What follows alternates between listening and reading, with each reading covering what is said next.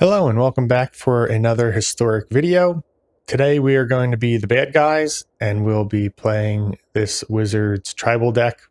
It's primarily a mono red deck, splashing blue for Symmetry Sage and Balmor Battlemage Captain. The premise of the deck is to play out a bunch of small aggressive creatures and then using a combination of pump and burn spells to aggro your opponent out. The deck has an extremely low curve if you count the Wizard's Lightning as a 1 mana burn spell, since that's what it will often be cast as. The average mana cost is 1.1, and the deck is 91% red cards. At 1 mana, we have Symmetry Sage. This 0/3 wizard has flying and Magecraft. It's also one of the Alchemy re-edit cards in Arena. Originally, it read that whenever you cast an instant or sorcery spell, target creature we control gets base power 2 until end of turn. But they buffed the card, so instead of granting 2 power, it now gives it a base power of 3, which essentially means that the first spell we cast each turn has an additional lightning bolt added onto it, because if we target the Symmetry Sage itself, it gets 3 additional power.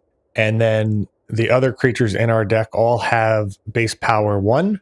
So then each additional spell we cast after the first is a free shock, where we get to deal essentially 2 extra damage for each spell.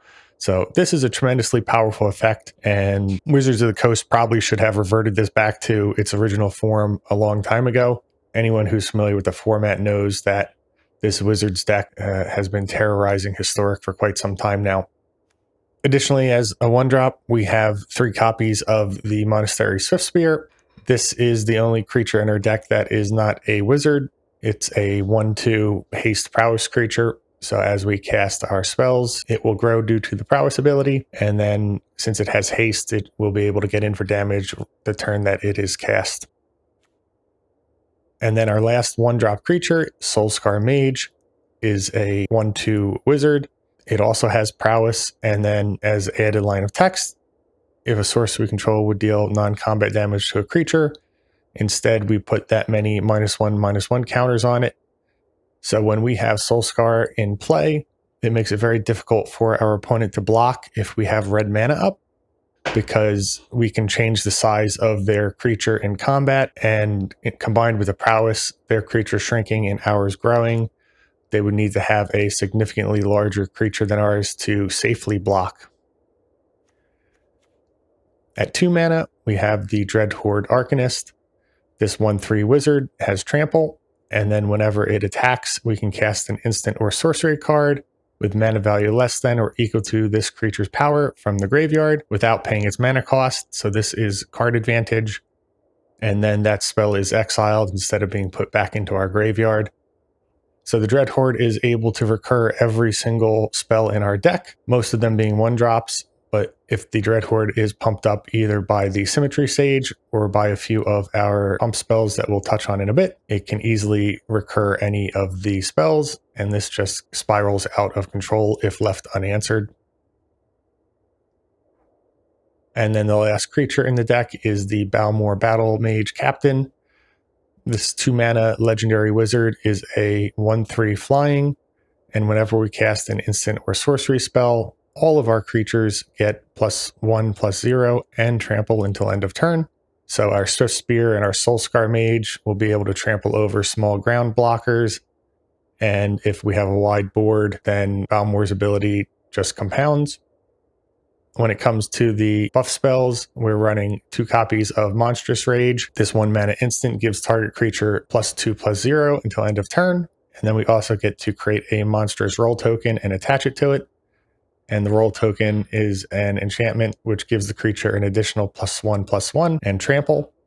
So the token stays on the creature, meaning it gets buffed in future turns as well. We're only running 2 copies though, because you can't stack the enchantments on top of each other. So we don't want to have too many copies of Monstrous Rage as it loses some of its effectiveness. We have 4 copies of Reckless Charge, a 1 mana sorcery, which grants a creature +3/+0 and haste until end of turn. And then we can flash it back for 3 mana, giving additional value. In the mid game, this allows our creatures to attack immediately the turn that they're played. So if our opponent hasn't left back blockers, we can get in a good chunk of damage.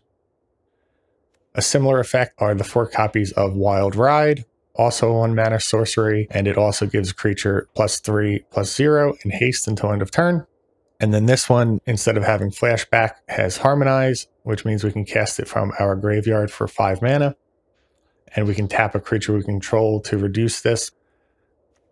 The last buff spell we have is Swift Spear's Teaching. This 1 mana sorcery grants us a 1-time boon with whenever we cast a creature spell, we can either give it prowess or haste. So depending on which creature we're casting and what cards we have in our hand will determine which one of those 2 we select. And then the Swift Spear replaces itself because we also get to draw a card. For the burn spells, we're playing all 3 damage spells. We have 4 copies of Bolt Wave, which deals 3 damage to each opponent. We have 4 copies of Chain Lightning, which deals 3 damage to any target. Notably, the player that we're targeting can pay 2 red mana and choose to copy this spell. So if we're going against an opponent with red mana, we do need to choose our timing carefully to make sure that they don't destroy one of our creatures by sending it back at us. And then lastly, we have 4 copies of Wizard's Lightning. At face value, this is a 3 mana instant, but it gets a 2 mana cost reduction if we control a wizard. So in our deck, that should not really be a problem. And this deals 3 damage to any target as well. For the mana base, we're playing 17 lands, and we decided to play 2 Prismatic Vistas to thin our lands a bit more. This allows us to search for a basic land card in our deck and essentially, reduces the number of lands by pulling them out early. And the reason we're doing this is because with such a low curve, we do want to be drawing more action spells as the game goes on, and we don't need much mana to function. Then for the rest of the mana base, we are playing 4 copies of the Riverpire Verge, which is a mountain at face value. And then if we control an island or a mountain, we can also add blue mana with this. Since most of our deck is red, we don't mind having the blue mana turned off until later in the game, most of the time. Then we have 4 copies of Spirebluff Canal, which can come into play untapped early in the game and fixes for both blue and red. Similar Steam Vents, we can shock ourselves and have it entered untapped, and this will give us access to blue or red on our first turn as well.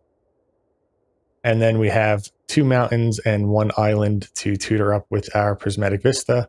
We'll be most of the time prioritizing mountain unless we need to grab an island for a turn 1 Symmetry stage. There are a few different variations of this deck. Some of them have a slightly higher curve, with Flame of Anor being able to deal 5 damage to a creature, draw 2 cards, or destroy an artifact. There are versions that are using the chorus cards to gain additional value as the game goes along. There are versions that are more burn heavy, a little bit more creature light, and so forth. And we really picked this one because I wanted to have a good number of creatures in the deck and really hit the opponent hard before they're able to set up their game plan. Before we jump into the gameplay, I'd like to ask you to please like and subscribe to the video. It really helps the channel. And without further ado, let's jump into the games.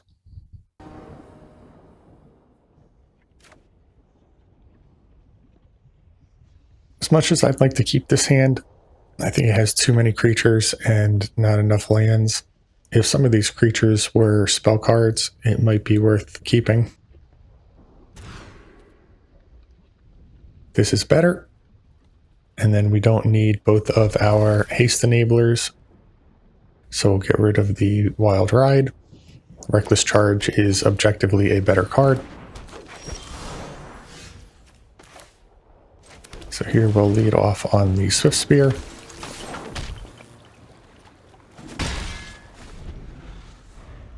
Elves on the play do have a chance of beating us, although they really wanted another mana generator. Here we have the option of playing out our Soulscarred Mage and the Teachings. Alternatively, we could cast the Balmor.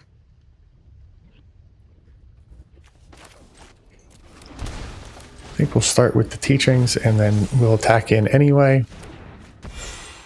If our opponent wants to trade with us, that's fine. And then here we will give prowess. So now our Soulscar Mage has double prowess.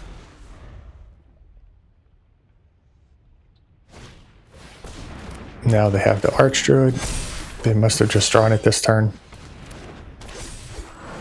So next turn they will be able to swing for lethal.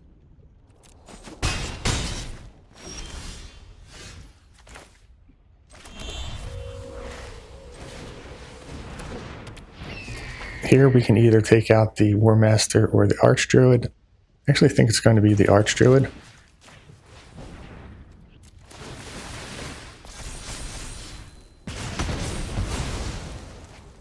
And now with only 2 power left, both of our creatures are safe to attack in.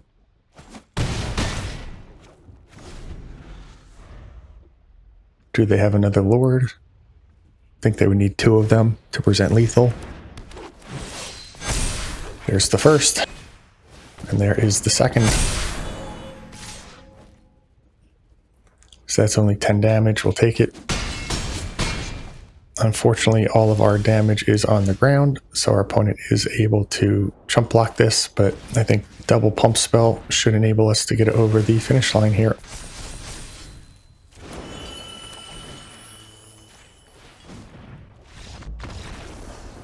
I do think, even if our opponent chumps, that we did have lethal here. This is a great opening hand. We'll keep it. Lead on the Symmetry Sage, and then turn 2 we can either play out Balmor, or we can play a second Symmetry Sage and give it haste. Against a green deck, I think we're just going to go full aggro in the air here.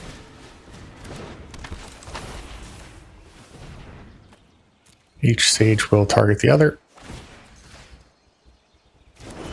Swing for 9.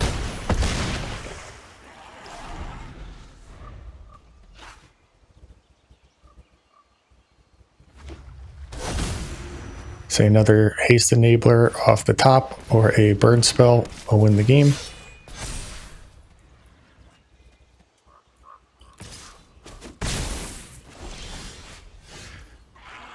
Dreadhorde not going to do it here.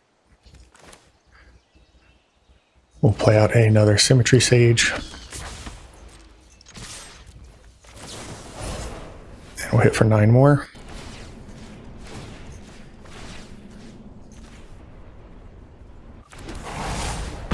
Since the Symmetry Sage's ability is making its base power 3, they don't stack on top of each other. But our opponent is going to be dead in the air. We didn't have it yet, but they were in a pretty bad spot.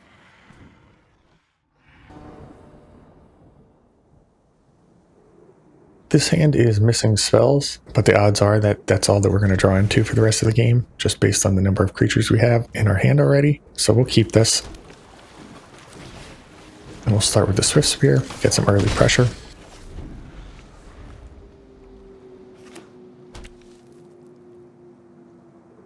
Boros. Could be an energy deck, could be a burn deck. Wild Ride is a great pickup. I think we play out the Arcanist first. It will demand removal from our opponent, and we have a backup in hand already. And our opponent concedes. Either they don't have an answer for it, or they just don't want to play anymore.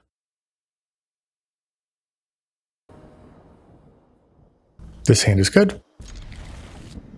Gigantha usually indicates wizards as well, so this could be a mirror match. Alternatively, we probably should have let on the teachings there. And it is the wizards. The lightning is a good top deck. We'll take out the Symmetry Sage. And then here we will play the teachings. Notably, if our opponent plays a Dreadhorde of their own, we will not be able to flash back the Wizard's Lightning, since it does have a mana value of 3.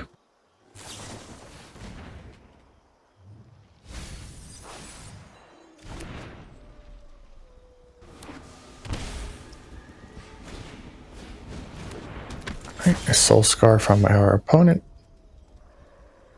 Then yep, I think we give our Dreadhorde haste here, and we'll flash back the teachings.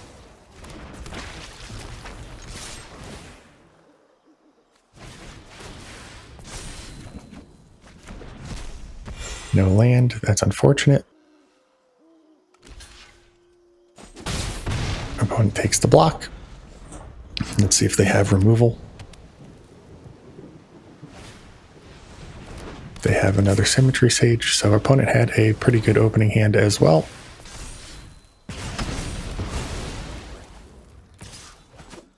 You can see in the mirror matchup how some of these targeted spells are more powerful than cards like Bolt Wave that must go to face.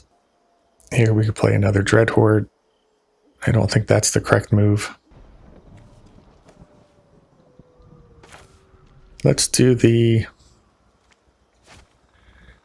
None of these are really good attacks. We'll play Wild Ride on the Soulscarred Mage. At least this will get through for 5. Our opponent is not likely to block it. Then here we can play out another Soulscar Mage. And we'll give this one double prowess. Our opponent is likely to remove it with a burn spell. They do have the flame, so they'll draw some cards, refuel their hand. If they find another land card, we'll be in a lot of trouble here. They do, but it's a cavern, which means they can't cast another spell with it. It does look like our opponent has a surgical in hand as well. Typically you want to use the surgical extraction after the draw phase, unless you're going after an instant spell. That would give us time to draw into another one of the card that you're extracting. The timing, though, will let our opponent know whether or not they need to leave back multiple creatures to block. At 6 life, if we draw another burn spell, we can just burn our opponents out without attacking. If I were my opponent, I might even leave the Dreadhorde in the deck, as they are actually bad draws here. One of our only outs is drawing that burn spell.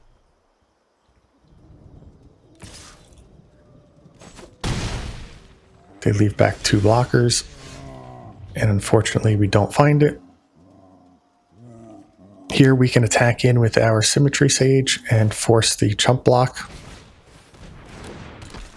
I think that is what we'll do.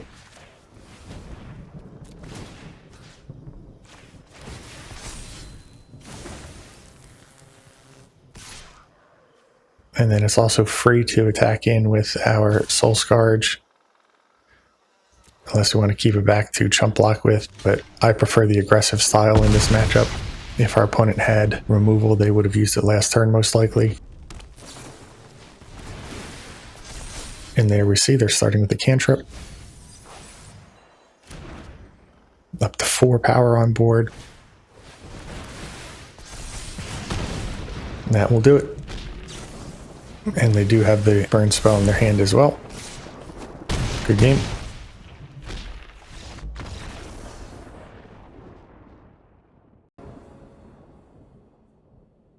This hand is good. We will be looking to draw into some pump spells or burn to back up our opening hand. I think we start off on the teachings. This way we have the option to play a hasty Dreadhorde on turn 2. And I think that's what we'll do. Be able to flash back the teachings. And our opponent concedes. A lot of pressure. This hand is missing red mana, has to be mulligan. This is a bit better. I think we'll throw back the Monstrous Rage and keep the removal spell. Elves from our opponent. We have the option to either go after the Mystic or try and get the payoff card. I think we'll wait for the payoff card. Next turn we have double removal if we need it. It's actually going to be a Hardened Scales deck. Haven't seen one of these in a long time.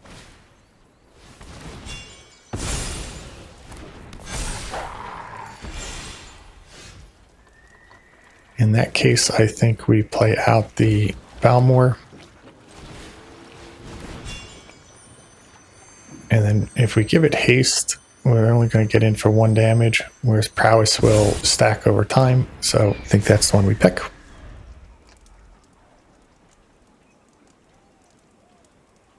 Looking to dodge a fight spell from our opponent. Although we are under quite a bit of pressure.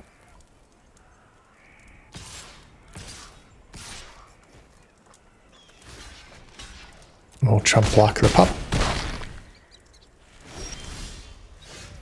Opponent has 10 showing.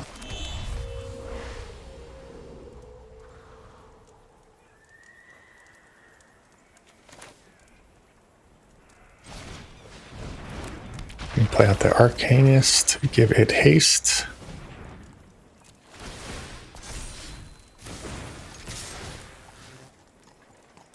And then here, it's a close call. I think we'll do the teaching.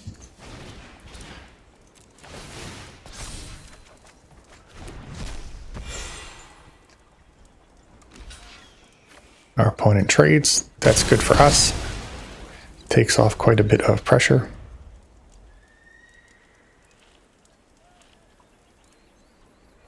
Next turn we can run it back with another Arcanist, or we can use our Chain Lightning.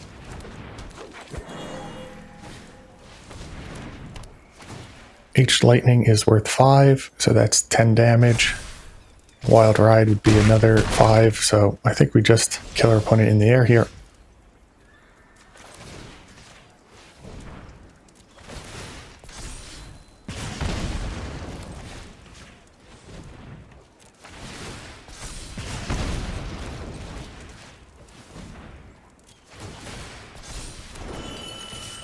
Good game.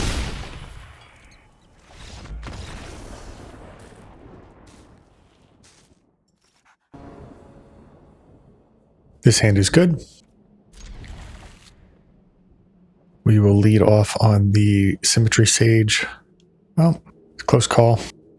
If we lead on the Symmetry Sage, then it can attack naturally next turn, and we have the option to play out Dreadhorde. If we lead on the Swift Spear, then next turn we can play the Sage and the Wild Ride. I think we're probably going to want to use our Chain Lightning, so let's start with the Sage.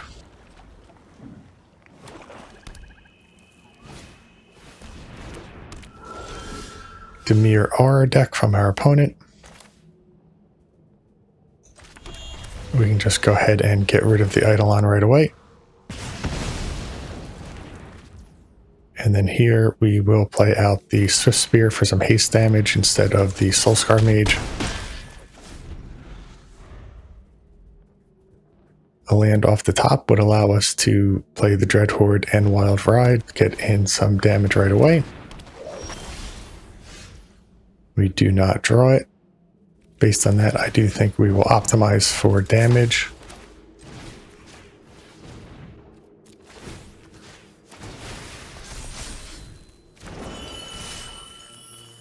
Trying to dodge a Sheltered by Ghosts from our opponent. That's also what we were playing around by not playing out our Dreadhorde last turn. Notably, we also have lethal in the air at the moment if our opponent does not gain any life.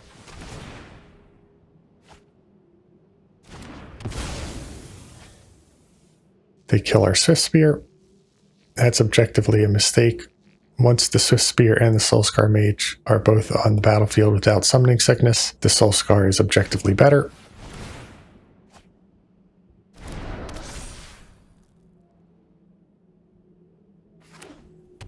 And they have 1 black mana left, so they'll take the Reckless Charge here.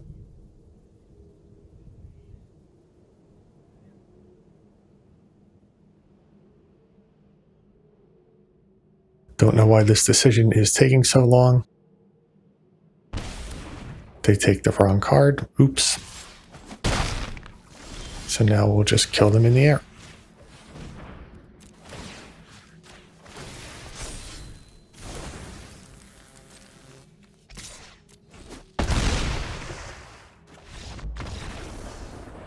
A couple mistakes from our opponent in that game.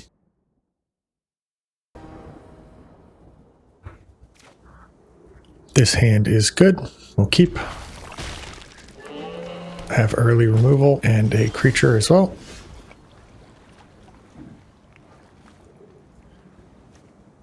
I think we still run out the Symmetry Sage here. If our opponent wants to use a removal spell on it, that's fine. The Dreadhorde is the real prize in this hand.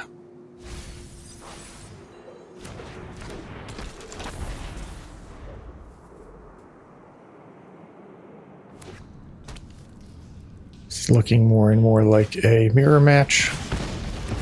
And they are on the burn heavy version. That's fine. We'll run out the Balmor. Try and draw out more removal to protect our Dreadhorde.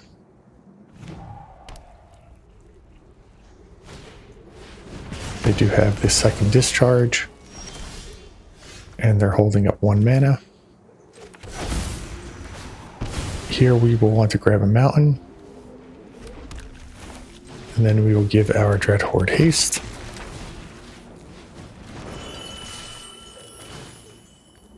Flash back the Wild Ride. And hit our opponent for 7. Which is a virtual 10 with the Chain Lightning in our hand.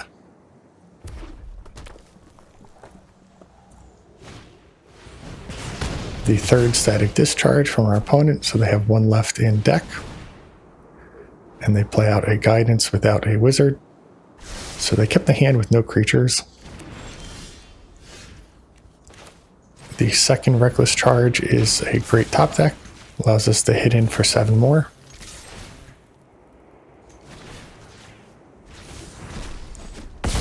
Now 1 more burn spell will win it. Or if we can attack in and get our Monstrous Rage successfully on our Arcanist. Another Naked Guidance without a wizard in play.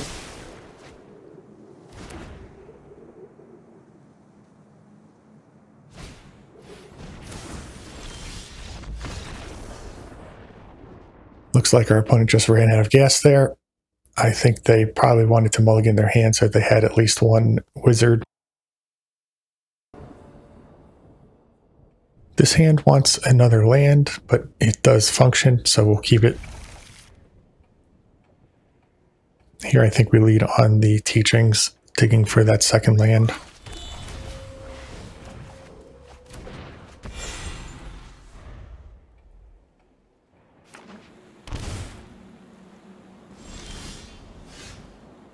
Looks like an Orm's Chant coming. So we're against an Azorius control deck. And we miss our land drop. So this is about as bad as it gets.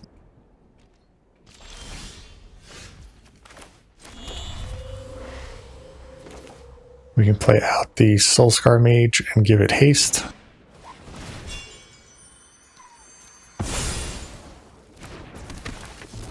And the Swift Spear and hit for 2. Our opponent is likely to have some board wipes.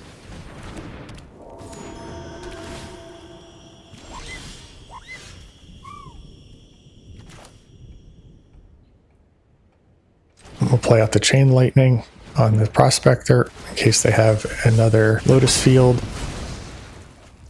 And then we can Monstrous Rage onto 1 of our creatures.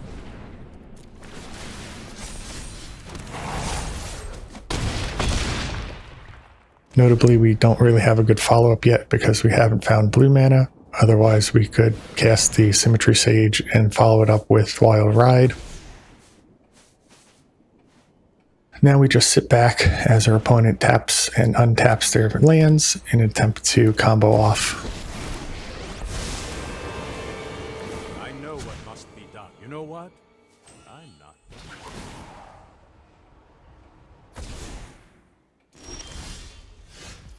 If we hit in for 3 here, then our opponent can still survive. So we'll try Chain Lightning first.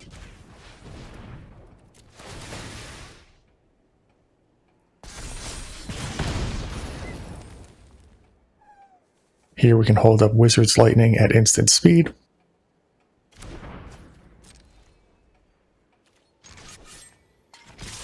We have to attack in to settle the wreckage. There's not much we can do here. Wandering Emperor is fine. Anyone who harms my people must. We'll fire off the Wizard's Lightning. They'll gain 2 up to 6. And then we'll deal 3. And then Soul Scar will hit for the last 3. Good game. You are not much of a roadblock.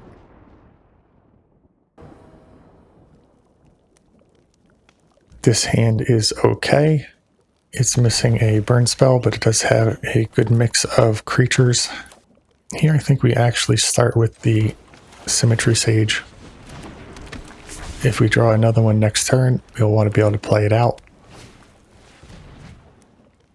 And it looks like we could be in another mirror match.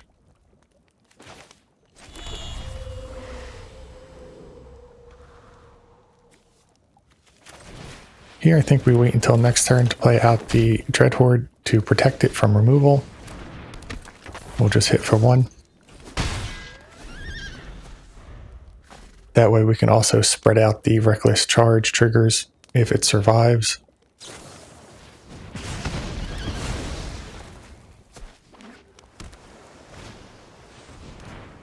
Second piece it together.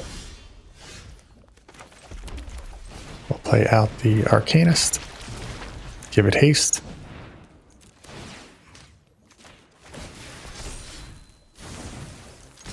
And flash back the Reckless Charge. Could also consider holding the flashback. If we drew another land next turn, then we could play out the Soul Scar and flash it back naturally. Here we'll put our opponent down to 4, and then if we draw some of our burn spells, we should be able to just close out the game. They will discharge our Dreadhorde. And they're actually a Phoenix deck. Did not expect that. We'll hit for 1 and play out our creatures. We're not expecting a board wipe.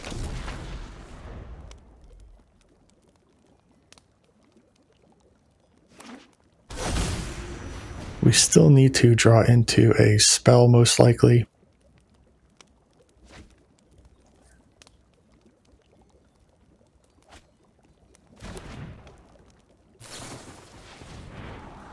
No removal yet. Our opponent will go down to 2 when they use the Prismatic Vista. And so I think we're going to win this one. I don't think there's any card they can play out for 1 mana to answer 2 of our creatures.